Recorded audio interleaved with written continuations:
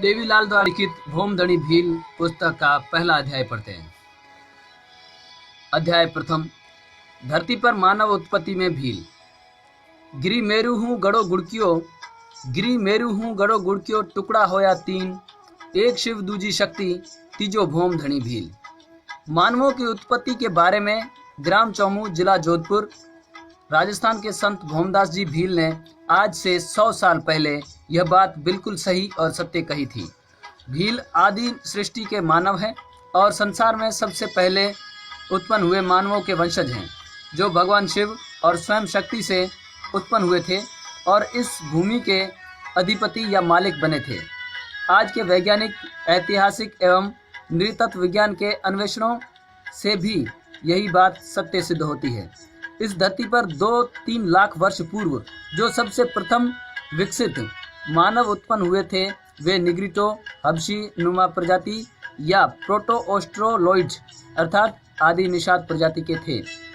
ये प्रथम मानव जातियां रंग में काले रंग की थी और आज की आदिवासी भील, कोल, मुंडा जातियों की पुरखा थी।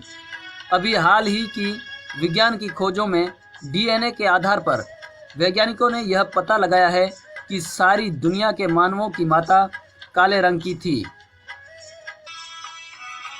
अंतर्राष्ट्रीय ख्याति प्राप्त ब्रिटेन के जेनेटिक विशेषज्ञ प्रोफेसर ब्रायन साइकस के अनुसार सारी दुनिया की उत्पत्ति 2 लाख वर्ष पूर्व अफ्रीका के काले रंग की हवा की कोशिका के द्रव्य से हुई। वैसे भी विश्व के नक्शे को ध्यान से देखें तो कुछ खांचे ऐसे नजर आते हैं जैसे एक जगह से टूटकर यह दूसरी जगह दूर चला गया है। उन्हें अगर मिलाया जाए तो फिट बैठ जाते हैं। दूसरी समानता की बात यह है कि वहाँ की मिट्टी, पेड़ पौधे, जलवायु, मानव और जानवरों की जातियाँ एक जैसी है। जैसे दक्षिणी अमेरिका, ऑस्ट्रेलिया, अफ्रीका और भारत को पास पास लाया जाए तो एकदम विश्व के गोले के बीचों बीच मिल जाते हैं। संसार में मानव की उत्पत्ति भी यहीं इन देशों की धरती में ही हुई थी। धरती जब बन रही थी, उनके संबंध में की गई वैज्ञानिक खोजों से जो तथ्य सामने आए हैं, उनसे सिद्ध है कि सर्वप्रथम पेलियोजोइक चट्टानीय युग में प्राणों की अर्थात जीवों की उत्पत्ति शुरू हुई थी। इनमें जेली, मछली, सरीसृप, हरी हरी काई, पौधे इत्यादि होने लगे थे। ये 4 करोड़ वर्ष पहले के समय की बातें हैं। जीव उत्पत्ति का यही विकास जलज, उद्भिज, अंडज, पिंडज 4 खानों में उत्पन्न होता रहा और विकसित होता रहा। इसी विकास के क्रम में बंदर व मानव जैसे प्राणियों का जन्म हुआ और विकास हुआ। लाइफ यंग रीडर्स लाइब्रेरी के अर्ली मैन वेयर मैंस एंसेस्टर्ड लिवर्ड अर्थात आदिम मानव और उनके पुरखों के उत्पत्ति स्थान नामक अध्याय में भारत में मानव की उत्पत्ति बताई गई है। येल विश्वविद्यालय के वैज्ञानिक जी.ई. लेविस को भारत की शिवालिक पर्वत श्रेणी में कुछ प्रागैतिहास विशेष प्राप्त हुए हैं, जिससे सिद्ध होता है कि आज से 14 लाख वर्ष पूर्व मानव से मिलते जुलते प्राणी की उत्पत्ति वहाँ हुई थी। विद्वान एफ. लिकार्क ने भी अपनी पुस्तक अर्ली मैन में लिखा है कि शिवालिक पर्वत श्रेणियों के ये मानव आज के मानवों के पुरखा थे। इन मानवों को विद्वानों ने शिवापिथेकस नाम दिया है। यही मानव आज से 9 लाख वर्ष पूर्व ऑस्ट्रेलोपिथेकस प्रकार के मानवों में विकसित होता रहा और विकास के इन्हीं क्रम में करीब 1 लाख वर्ष पूर्व अर्ध सभ्य मानव के रूप में विकसित हो गया। ये मानव गुफाओं में रहते थे। यही अर्ध सभ्य मानव आज से 50,000 वर्ष पूर्व पूर्ण विकसित मानव हो गए और झुंड बनाकर रहने लगे। अच्छे निवास और भोजन की तलाश में घूमने लगे। इन्हीं आदि निषादवंशी मानवों की शाखाएं दूर दूर तक फैली।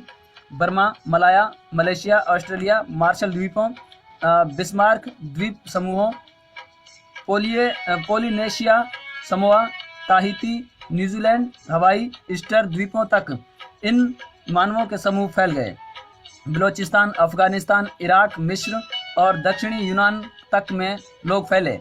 अति प्राचीन काल में ऑस्ट्रेलिया, भारत, अफ्रीका, दक्षिणी अमेरिका आदि पास पास थे, अतः इन सब द्वीपों में आदि निषाद प्रजाति के लोग फैल गए, जो मूल रूप में आज के भीलों के पुरखा थे। संसार की सारी प्राचीन सभ्यताएं भी इन्हीं लोगों की थी। इन प्राचीन लोगों में टाटेम जातीय चिन्ह अपनाने की प्रथाएं थी। मिस्र में टाटेम चिन्ह सर्प, सांड, बैल, पेड़, बाज, गरुड़ आदि पाए जाते हैं। मिस्र की सभ्यता इन्हीं लोगों की थी। मध्य पूर्व में सुमेर सभ्यता भी इन्हीं आदि निषाद प्रजाति के मिश्रित लोगों की थी। मेसोपोटामिया की सभ्यता भी इसी प्रजाति के मानवों की थी। एशियन समुद्र के तट पर दक्षिणी यूनान में भी मिकनी और क्रीक की सभ्यताएं भी इन्हीं आदि निषाद वंश प्रजाति के मिश्रण से विकसित हुए लोगों से विकसित हुई थी। आज से 10,000 साल पुराने भारत की सिंधु, हड़प्पा, मोहनजोदड़ो सभ्यताएं भी इन्हीं आदि निषाद वंशी प्रजाति के लोगों की थी। आदि निषाद वंश प्रजाति के लोग तीर, कमान और भाले का प्रयोग करते थे, कुल्हाड़ी भी रखते थे, बैल, सांड, पशु, वृक्ष, सर्प, लिंग प्रयोग करते थे।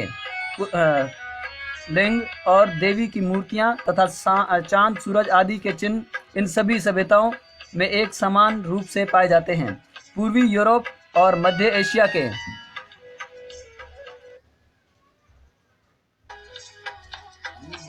प्रदेश भारत, इराक, ईरान, अनातोलिया और यूनान के साथ भौगोलिक दृष्टि से जुड़े हुए हैं, जिन्हें आज भी विश्व के इतिहास एवं नक्शे में सिद्ध किया जा सकता है। यूनानी भाषा में एक शब्द भील है जो धनुष के लिए आता है। भारत की तमिल भाषा में भी एक शब्द बील है जो धनुष के लिए आता है। द्रविड़ भाषाओं में भील के लिए बिलवरम शब्द है। बाद में इन्हीं निषाद प्रजाति के लोगों को भील कहा गया है। ब्रूस फ्रूट नामक विद्वान को भी अन्वेषण के दौरान दक्षिण भारत में बिलवरम की गुफा में अति प्राचीन मानव अवशेष प्राप्त हुए थे। प्रसिद्ध इतिहासकार युगिन मानव का पेनिनसुलर भारत में निवास था। माइक्रोलिथिक युग के अवशेष भी भारत में महादेव हिल्स, मध्य भारत और गुजरात में मिलते हैं, जहां आज भी आदिवासी भील रहते हैं। डॉक्टर सांकरिया ने भी यही लिखा है। साथ ही प्रमाणित किया है कि गुजरात और मध्य भारत के माइक्रोलिथिक अवशेष मोहनजोदड़ो और हड़प्पा की सभ्यताओं से पुराने हैं। राजस्थान में भी बनास, गंभीरी और बेड़च नदियों के किनारे 1 लाख वर्ष पूर्व आदि मानव रहते थे, जहां आज भी आदिवासी भील रहते हैं। चित्तौड़ में कपासन गिलुंड की खुदाई में भील पाषाण कालीन अवशेष मिले हैं, जहां आदिवासी भील रहते हैं। कहने का तात्पर्य यह है कि धरती पर सबसे पहले काले रंग के निग्रिटो हबशी और प्रोटो ऑस्ट्रोलॉइड अर्थात आदि निषाद प्रजाति के लोगों की उत्पत्ति हुई थी, जो आज के भील, कोल, संथाल, मुंडा जाति के लोगों के पुरखे थे। बाद में क्रोमैग्नन, लिएंडरथल, मंगोलॉइड आदि जातियों के मानव भी धरती पर विकसित होते गए। उसके बाद आपसी संपर्क और मिश्रण से अनेक मानव प्रजातियां बनती गईं। इस धरती पर भील सबसे पहले और आदिम निवासी मानव है। बाकी सारी जातियां बाद में बनी हैं। यह ऐतिहासिक सत्य है।